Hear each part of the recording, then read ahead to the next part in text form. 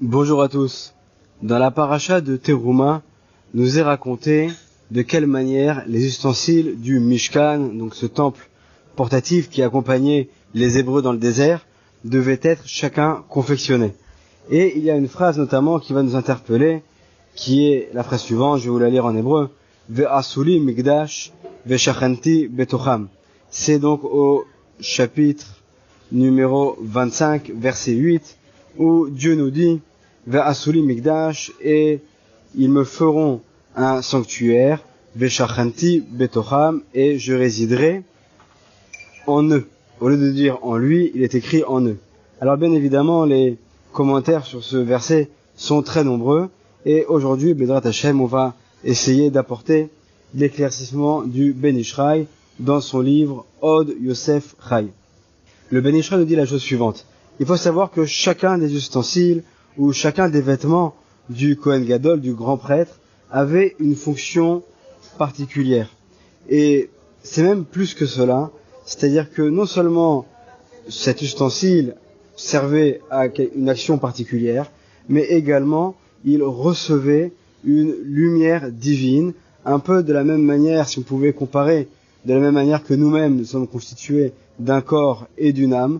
Alors également les ustensiles du sanctuaire, du Beth Amikdash, alors eux aussi, bien que ce soit a priori des ustensiles confectionnés dans différentes matières, alors ils recevaient malgré tout une lumière spirituelle, un peu comme si qu'ils recevaient une âme.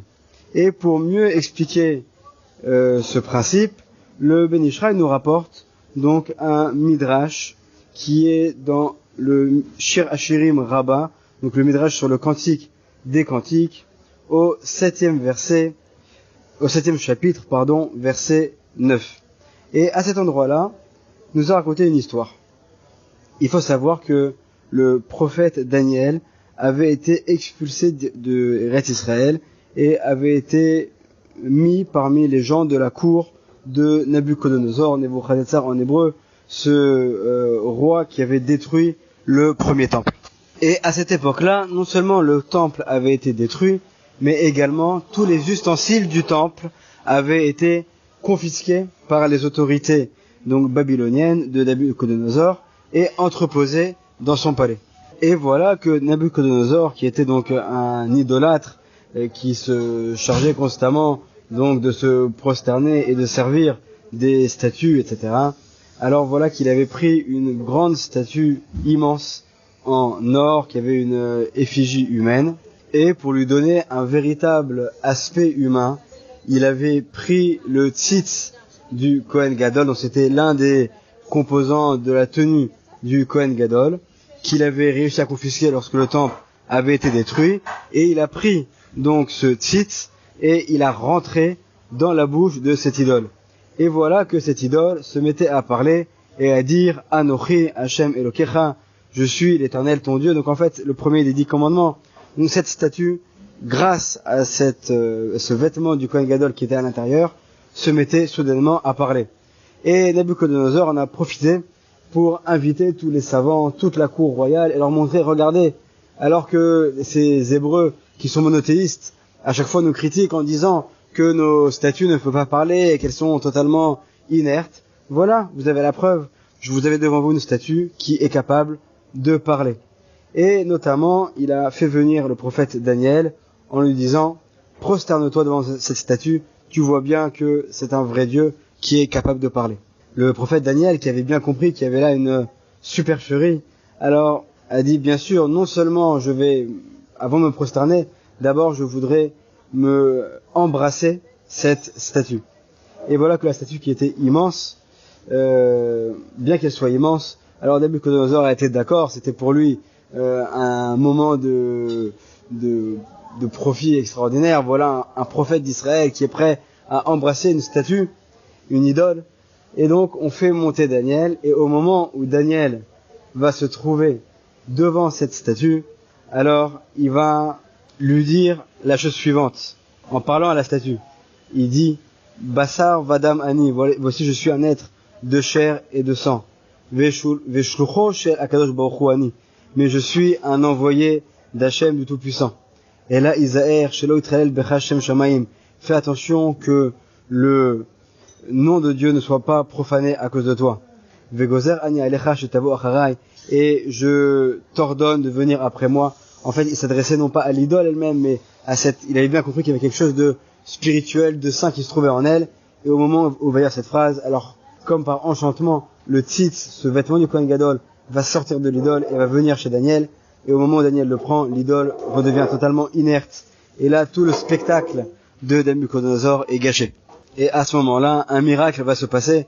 C'est que non seulement l'idole ne va plus pouvoir s'exprimer, mais pire que cela, il va y avoir un très grand vent qui va la faire tomber devant tout le monde. Et finalement, donc, ce grand spectacle de gloire que Nabuchodonosor a voulu donner s'est transformé pour lui en un moment plus que très désagréable. Et ça a été vraiment un véritable raté pour lui. Toute cette histoire-là, mis à part le côté historique et intéressant, alors bien évidemment, vient nous montrer que dans chacun des ustensiles du temple, dans chacun des vêtements du Kohen Gadol, alors c'était pas seulement des ustensiles physiques, mais il y avait également une grande part de spiritualité, presque comme une âme qui était à l'intérieur d'eux. Et nous dit le Ben Ishraï, en fait, tant que cette âme était à l'intérieur de ces ustensiles, alors ils avaient la possibilité d'occuper la fonction qu'ils devaient occuper dans le temple, mais dès que cette âme, cette spiritualité leur était retirée, c'est un peu en fait ce qu'a fait Daniel en utilisant des pensées kabbalistiques extrêmement profondes avec le tzitz et en l'obligeant à venir vers lui. Alors à ce moment-là, ils perdent de leur vitalité, de leur vie, de leur raison d'être, et ils redeviennent des ustensiles qui sont tout à fait communs et tout à fait ordinaires. De la même manière que nous-mêmes, alors nous sommes composés aujourd'hui d'un corps, d'une âme, nous avons la possibilité de faire des actions, de faire des choses, d'entreprendre. Tout cela vient de l'âme qui est en nous, de cette spiritualité qui est à l'intérieur de nous, c'est une part de sainteté qui nous permet de faire tout cela. Et à 120 ans, une fois que la personne quitte ce monde, alors l'âme retourne dans les mondes supérieurs vers son Créateur. Il ne reste plus que le corps, et ce même corps qui quelques instants avant pouvait parfois même se lever, parler, s'exprimer, regarder, voir, utiliser tous ses sens et entreprendre, faire des actions, alors ce même corps se retrouve sans vie, sans possibilité de faire quoi que ce soit. Et donc, pour revenir à notre verset, lorsqu'il est écrit « Ve'asuli migdash » ils me feront un sanctuaire, « Ve'asuli » ils me feront pour moi. Pourquoi est-ce que le mot « li » est écrit? Nous dit Rashi, c'est « lishmi » pour mon nom, « Ve'shachanti betocham » seulement à ce moment-là, lorsque on fait des actions pour Hachem, lorsqu'on accomplit les commandements divins, alors à ce moment-là, Ve'shachanti betocham, Hachem, Dieu envoie sa spiritualité en nous, il nous permet de grandir en spiritualité et de sanctifier la matérialité, de sanctifier notre corps. Et donc en fait, chacun d'entre nous va devoir tirer de là un enseignement et savoir que lorsqu'il accomplit une action, bien que ce soit le corps qui accomplisse ces actions, c'est en vérité l'âme qui, elle, va tout diriger. Et chacun d'entre nous doit savoir toujours, il y a toujours un combat au courant dans toute la semaine entre le corps qui lui tend vers la matérialité et l'âme qui elle tend vers le spirituel. Et l'homme doit savoir trouver le juste équilibre pour donner à son corps ce dont il a besoin, mais également pour ne pas oublier son âme qui elle cherche constamment à grandir dans le domaine du spirituel. Et c'est aussi pour cela que le Ben Ishraï nous dit, lorsque vient le Shabbat, on dit Shabbat Shalom. Pourtant on sait que lorsque par exemple il y a une fête, on dit Chag Sameach, que la fête soit joyeuse. Or, lorsque vient le Shabbat, on dit que ce soit un Shabbat Shalom, un Shabbat de paix. Pourquoi? Quelle est cette différence? Alors pour les fêtes, on le sait, on a une mitzvah au cours des fêtes du calendrier d'être joyeux. Donc forcément, on va se souhaiter l'un l'autre, Chag Sameach, que cette fête soit une fête joyeuse. Cette fête, on peut accomplir le commandement d'être joyeux en honorant la fête. Mais lorsque vient le Shabbat, alors il y a une grande mitzvah qui est celle de faire les 3 repas du Shabbat, le vendredi soir, le samedi matin et le samedi après-midi. Alors déjà, il faut préciser que bien que pour nous ça paraisse tout à fait normal de faire 3 repas dans la journée, il faut savoir qu'à l'époque c'était pas du tout comme ça, que la plupart des gens faisaient seulement 2 repas, un le matin et un en fin d'après-midi, et donc c'est déjà en cela que le Shabbat était un jour exceptionnel. Mais même à notre époque, le Ben Ishraï nous explique que tout au long de la semaine, alors il y a un combat entre le corps et l'âme. Le corps tend vers le matériel et l'âme tend vers le spirituel. Mais le Shabbat, alors on a une mitzvah de faire une Seouda, un commandement divin de faire de bons repas. de profiter, de se délecter des plaisirs du Shabbat. Et donc on arrive en fait à un équilibre où finalement le corps va profiter, mais ça va également apporter un bienfait à l'âme. Et c'est pour cela qu'on dit Shabbat Shalom, que ce soit un Shabbat au cours duquel on ait la paix entre le corps et l'âme, bien que le Ben Ish Chai nous dit également que le Shabbat doit être un jour aussi où on va consacrer des moments pour étudier la Torah, puisque chaque heure d'étude de Torah, le Shabbat, correspond à des dizaines et des dizaines d'heures d'études de Torah qui sont étudiées en semaine.